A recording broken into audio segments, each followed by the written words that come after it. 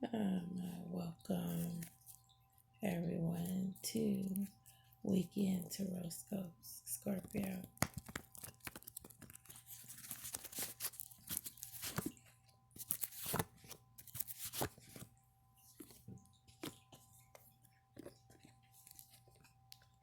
There's a water sign who's coming in as wishing that they could hook up with you tonight. This is a Pisces, another Scorpio, or a Cancer. A pal that you have is coming in as being bored and ditzy. This is an air sign who will probably want to hang out or be around you in some capacity. So this is a Gemini, an Aquarius, or a Libra.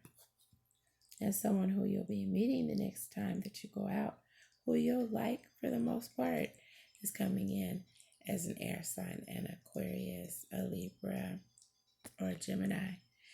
Visit me on my site for personal readings.